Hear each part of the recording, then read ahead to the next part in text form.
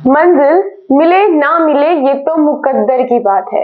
मंजिल मिले ना मिले ये तो मुकद्दर की बात है, और हम कोशिश भी ना करें ये तो गलत बात है।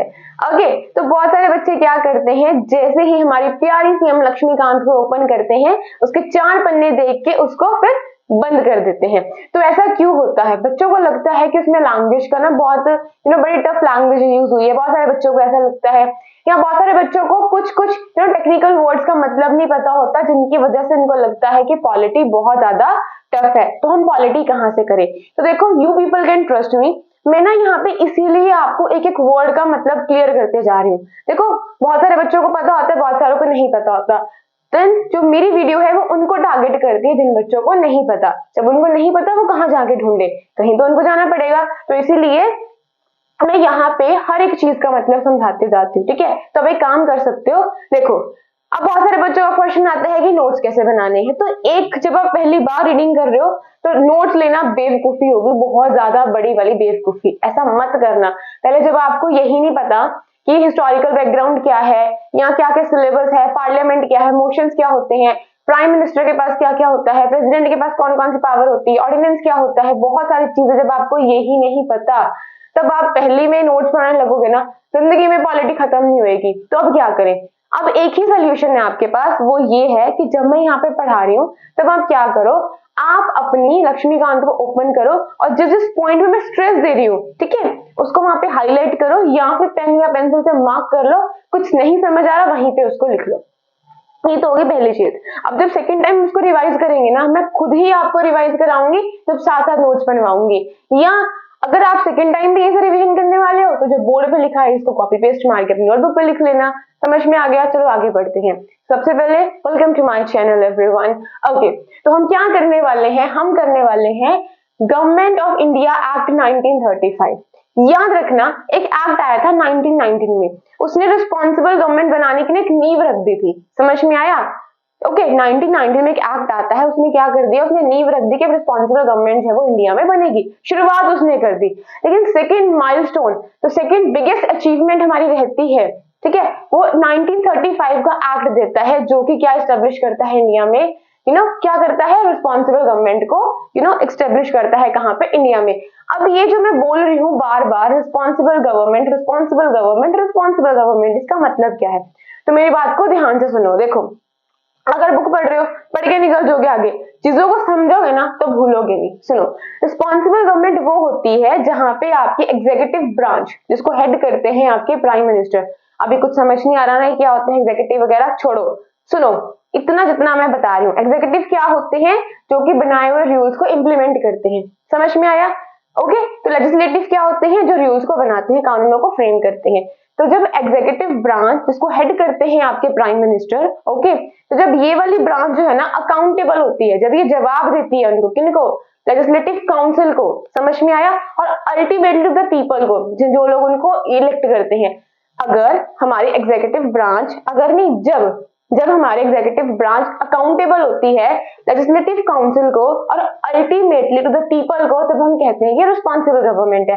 अभी भी नहीं समझ में आया तो ध्यान से मेरी बात को दोबारा सुनो। अब क्या होता है, ये कुछ भी अगर एक्शन लेते हैं, कोई भी काम करते हैं, इन्होंने हमसे कोई प्रॉमिस करा था गवर्नमेंट ने, और वो हमसे हमारा प्रॉमिस करने में पूरा ये फेल हो गए, तब उस केस में क्या होता है, हमारे पास ना कुछ कॉन्स्टिट्यूशनल मैकेनिज्म्स होते हैं। अब ये क्या होता है, देखो, इन मैकेनिज्म के साथ हम इनका इस्तेमाल करके क्या कर सकते हैं, इस गवर्नमेंट को बता सकते हैं, देखो, तुमने हमसे प्रॉमिस करा था, आप लोगों ने हमसे बड़े बड़े वादे करे थे, लेकिन आप लोग अब मुकर रहे हो, उन वादों को पूरा करने में आप चूक चुके हो। तो इसीलिए हम अपने कुछ कॉन्स्टिट्यूशनल मैकेनिज्म का इस्तेमाल करके आपको यहाँ से हटा देते हैं। जैसे कि नॉन कॉन्फिडेंस मोशन पास हो जाता है, तब गवर्नमेंट हट जाती है।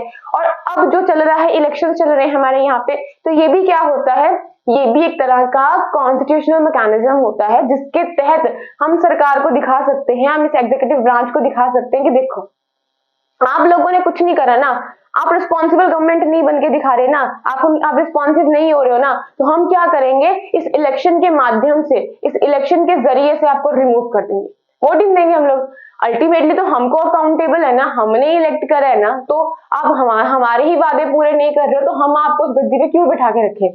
समझ में आया? तभी मैं कह रही हूँ कि रिस्पॉन्सिबल गवर्नमेंट क्या होती है, जो कि रिस्पॉन्सिव होती है। समझ में आ गया क्या होती है? रिस्पॉन्सिव होती है। किनके लिए? जैसे जो लोग हैं उनकी जरूरतों के लिए, समझ में आया, उनके डिजायर के हिसाब से।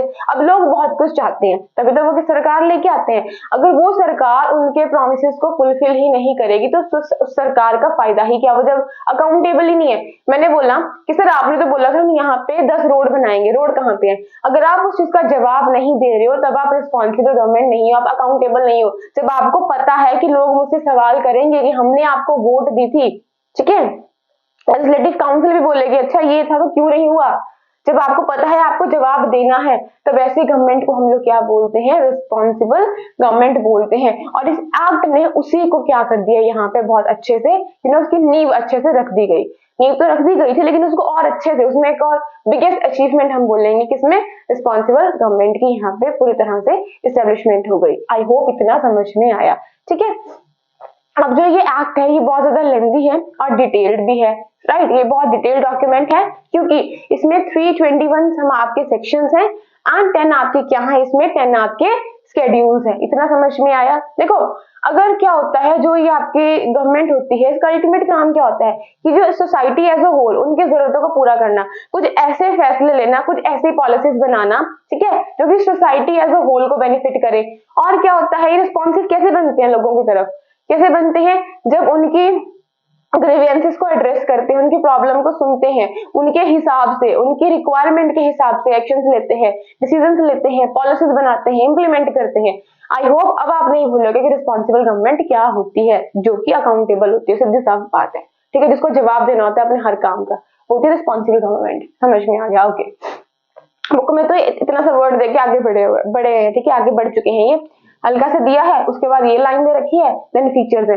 बट आपका जो पर्पस है ना, आपको समझना है चीजों को, ठीक है, रट्टा ऐसे नहीं मारना, मारो बट समझ के मारो। ओके, तो अब इसके फीचर्स को पढ़ते हैं। फीचर्स क्या होते हैं मैंने पिछले क्लासेस में बताया है, तो आप वो क्लासेस जाके देख सकते हो, ठीक है। Establishment of an all India Federation consisting of provinces, princely states as a unit। अब इसका मतलब समझो मेरी बात ध्यान से। मैंने पिछली क्लास में भी बताया था या उससे पिछली में बताया होगा, आई डोंट नो, हाँ पिछली में ही बताया था जब मैं आपको बता रही थी रिकमेंडेशन साइमन कमीशन की। तो मैं आपको क्या बताया था कि फेडरेशन का मतलब क्या होता है। देखो फेडरेशन के तहत क्या होता है ना, एक सिंगल अथॉरिटी होती है जिसके पास अल्टीमेटली सारी पावर्स होती है, सारी पावर जिसके पास है वो ऊपर है, ठीक है। अब उसने क्या करा, उसने अपनी 2 यूनिट्स बना ली। अच्छा मेरी बात समझो ऐसे करके, मान लो मैं बॉस हूँ या आप बॉस हो, ठीक है, और आपके 2 लोग हैं आपके नीचे, एक ए है और एक बी है। अब आपने ए बी को बोला कि देखो तुम अपने हिसाब से, जो तुम्हें मैंने एरिया दिया है, तुम उसके हिसाब से ना कुछ भी फैसला ले सकते हो, तुम्हें बार बार मुझसे नहीं पूछना पड़ेगा, ठीक है। और मैंने बी को भी बोला कि देखो जो एरिया मैंने आपको दिया है ना, आप उसके रिक्वायरमेंट के हिसाब से कुछ डिसीजन ले सकते हो, आपको बार बार मेरे पास भाग के नहीं आना पड़ेगा, ओके। बट क्या कहा मैंने कि आप दोनों के ऊपर अल्टीमेट कंट्रोल, अल्टीमेट अथॉरिटी किसकी है? मेरी है। आप लोग मुझसे जाने जाओगे, आप लोग मेरी यूनिट्स हो, ठीक है। सेंट्रल अथॉरिटी किसके पास है? मेरे पास है, क्योंकि मैं बॉस हूँ, ठीक है, और मैं ही आपको रेगुलेट करने वाली हूँ। बस आपको मैंने क्या दे दिया? सेल्फ ऑटोनॉमी दे दी है, ठीक है, कि आप खुद के रिक्वायरमेंट के हिसाब से कुछ फैसले ले सकते हो। तो यही होता है फेडरेशन, जहां पे क्या होता है, एक सेंट्रल अथॉरिटी होती है, क्या होती है? एक सेंट्रल अथॉरिटी होती है और उसके नीचे क्या होती है? यूनिट्स होती हैं। समझ में आया? और उन यूनिट्स को एक ही सेंट्रल अथॉरिटी कंट्रोल कर रही होती है।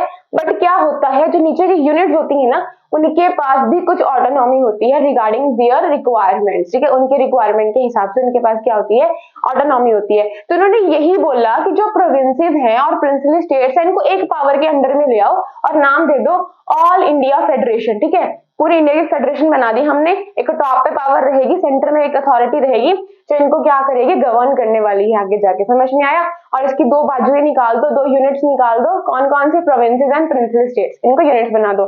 लेकिन ना ये फेडरेशन कभी बन ही नहीं पाई। क्यों नहीं बन पाई? मैंने मेंशन भी यहाँ पे कर दिया था, क्योंकि क्या होता है ना कि प्रिंसली स्टेट्स ने इनको ज्वाइन ही नहीं करा। ये क्यों किसी सेंट्रल अथॉरिटी के अंडर आए? मैंने बोला हम नहीं आते, जाओ तुम हड़ में जाओ, हम नहीं आते, ठीक है। तो शायद मैंने कहीं मेंशन करना भूल गई मैं। हाँ देखो ये लिखा है, देखो मुंह बना रहे हैं ये। अब ये बोला था कि हम लोग फेडरेशन लेके आ रहे हैं, हम तो सेंट्रल अथॉरिटी होंगे, सब हमारे नीचे कंट्रोल में आएंगे, ब्ला ब्ला ब्ला ब्ला ब्ला। बट इनको इनकी असली जो थी ना, क्या बोलते हैं इनका असली, मतलब लोगों ने अपना असली रूप दिखा दिया प्रिंसली स्टेट्स ने, कि बोला हम ना आपको ज्वाइन करने के, ओके हम नहीं आपको ज्वाइन करेंगे, जाओ जाओ जहां पे जाना है आपको, ओके। तो federation never came into existence, कभी एग्जिस्टेंस में आया ही नहीं। वाई? क्योंकि प्रिंसली स्टेट्स ने बोला हम तो राजी हैं जी, राजे रजवाड़े हैं, हम क्यों किसी के अंडर में आए, ठीक है। आप होते कौन हो हमें अंडर में लेके आने वाले, हम क्यों ज्वाइन करें इस फेडरेशन को, हम क्यों किसी को सेंट्रल अथॉरिटी माने, जब हम ही हमारे पास सब पावर्स है, हम क्यों सिर्फ थोड़ी सी पावर लेके माने, राजे हैं महाराजे हैं, हम नहीं दबने वाले। तो बोला हम नहीं ज्वाइन करते, जाओ आप लोग भाड़ में जाओ, we really do not care at all, ठीक है। ओके, समझ में आ गया। तो ये फेडरेशन कभी नहीं बन पाई। और एक और चीज दोबारा बोलूंगी, बहुत बार बोल चुकी हूँ कि मजाक को सीरियस मत लेना, इट्स जस्ट फॉर फन, ठीक है, कुछ और नहीं है ये। ओके, अगला देखो, इसने क्या करा, इस एक्ट ने divided powers between centre and units, ठीक है। जो यूनिट्स बनी थी, देखो सेंटर में आ गया फेडरेशन, ठीक है, अब सेंटर की दो यूनिट्स बन गई, कौन सी बन गई, प्रोविंसेस एंड प्रिंसली स्टेट्स। अब इसने क्या करा, इन्होंने डिवाइड कर ली अपनी पावर्स को। अब देखो हमारे यहाँ पे लिस्ट निकल के आती है, यूनियन लिस्ट निकल के आती है, नहीं पता बताऊंगी आगे।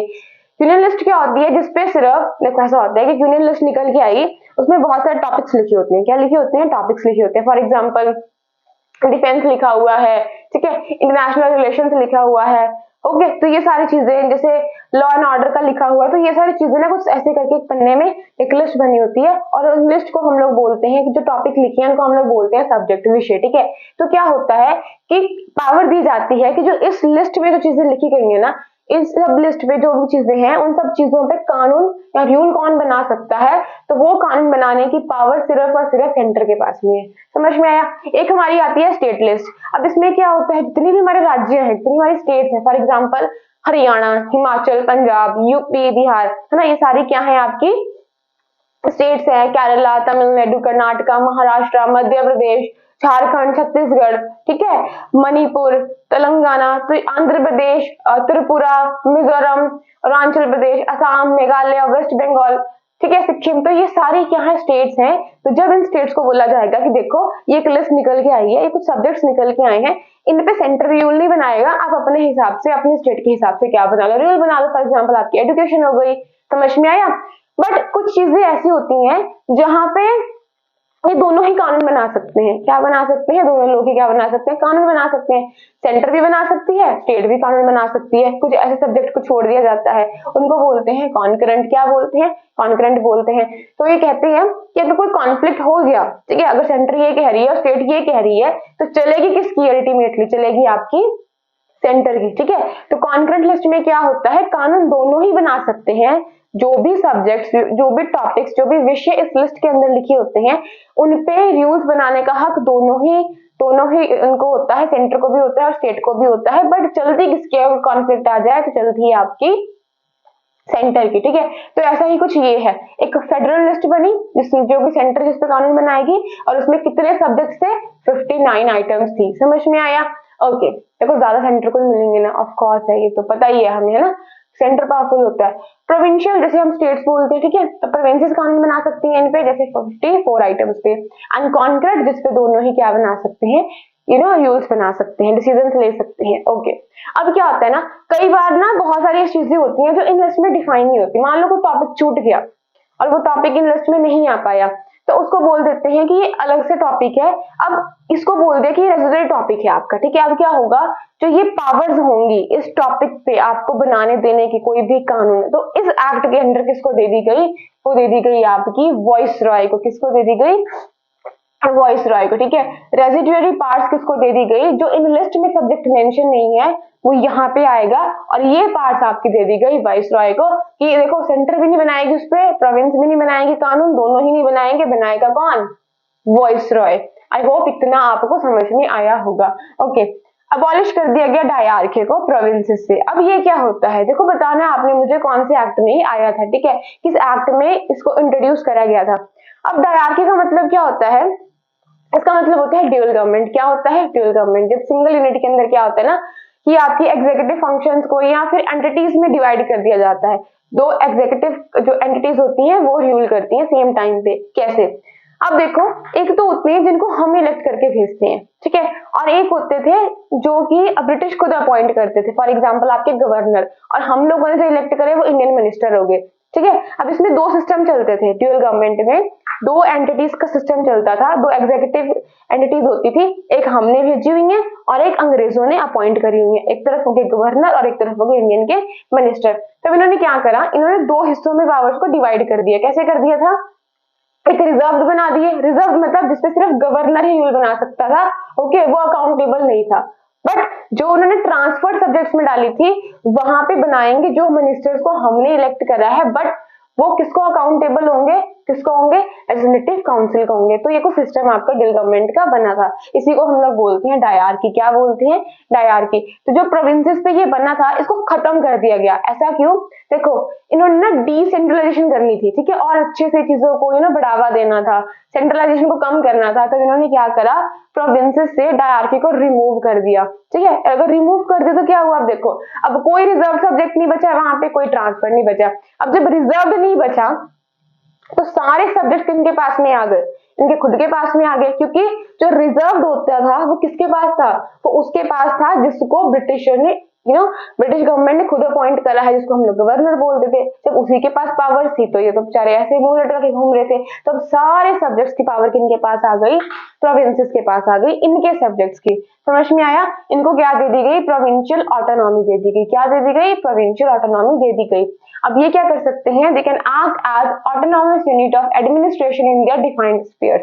अपने एरिया में ये लोग, इनके पास ऑटोनॉमी है, उसमें अपने आप से एक ऑटोनॉमस यूनिट काम करेंगे और खुद के फैसले खुद लेंगे।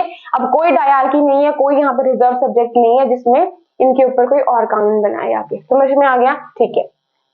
अगला देखो, लेकिन यहाँ तो खत्म कर दी, लेकिन इंट्रोड्यूस कर दिया आपकी सेंटर पे। कहाँ पे कर दी, सेंटर में। तो हुआ क्या, अब दो हिस्सों में डिवाइड कर दिया गया आपके सेंटर के सब्जेक्ट्स को, आपके फेडरल सब्जेक्ट्स को, एक रिजर्व सब्जेक्ट्स में और एक ट्रांसफर्ड में। अब रिजर्व में क्या होगा, जो सिर्फ वॉइस रॉय के पास पावर्स रहेंगी जिन पे बनाने की। समझ में आया। और दूसरा ट्रांसफर्ड, जिसमें कौन बनाएंगे, मिनिस्टर्स ही बनाएंगे, बट वो रिस्पॉन्सिबल रहेंगे किनकी तरफ, लेजिस्लेटिव काउंसिल की तरफ, ओके। तो क्या कर दिया गया प्रोविंसेस में। अब देखो यहाँ पे तो डायरकी इंट्रोड्यूस हो चुकी है, यहाँ से अबॉलिश कर दी गई, बट यहाँ पे क्या कर दिया गया, introduce responsible government in provinces. ठीक है, क्या कर दी गई, प्रोविंसेस पे रिस्पॉन्सिबल गवर्नमेंट क्या कर दी गई, इंट्रोड्यूस कर दी गई। माना कि अब कोई रिजर्व सब्जेक्ट नहीं है, आपके ऊपर कोई जोर नहीं है, बट स्टिल जो आपका गवर्नर है, ठीक है, the governor was required to act with the advice of ministers responsible to the provincial legislature.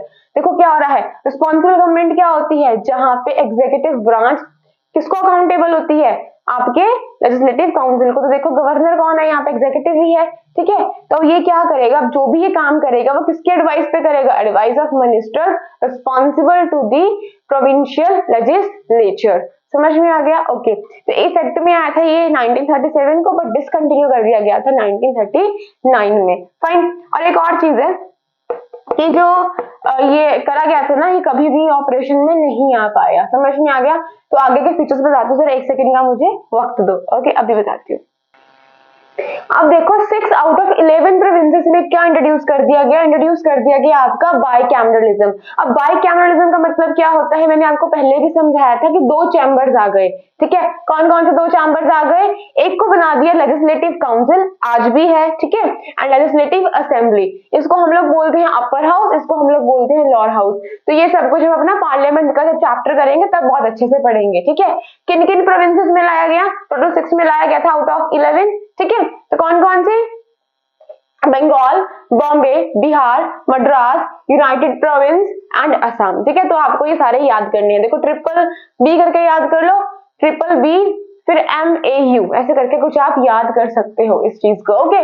तो क्या करा गया, बाइकैमरलिज्म को लाया गया इन सारी प्रोविंसेस में, ठीक है। 11 में से 6 में बाइकैमरलिज्म को इंट्रोड्यूस करा गया, दो चैम्बर्स लाए गए, upper house and the lower house. अब देखो जो प्रिंसिपल ऑफ कम्युनल रिप्रेजेंटेशन था, अब ये क्या होता है क्या नहीं होता, बहुत बार समझा चुकी हूँ, जाके पिछली क्लासेस को देखो।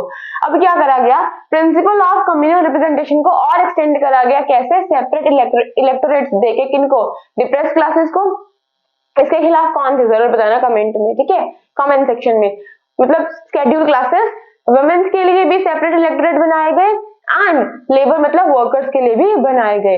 ओके, अब क्या करा गया, जो आपका काउंसिल ऑफ इंडिया बना था ना, जो 15 लोगों की जो ये बनी थी, 15 लोगों को मिला के हम लोग बोलते थे काउंसिल ऑफ इंडिया, जो कि 1858 के एक्ट में बना था। हमने किनको दिए थे ये लोग, ये काउंसिल हमने दी थी सेक्रेटरी ऑफ स्टेट को, जो इंडिया के लिए बना था, ताकि ये लोग सेक्रेटरी ऑफ स्टेट की हेल्प कर पाए। पर अब हमने क्या कर दिया कि जो हमने 15 लोग दिए थे ना, मतलब जो 15 लोगों की काउंसिल ऑफ इंडिया बनाई थी, उसको अबॉलिश कर दिया गया, उसको खत्म कर दिया गया। उसके जगह पे secretary of state for India को कुछ टीम दे दी गई एडवाइजर्स की।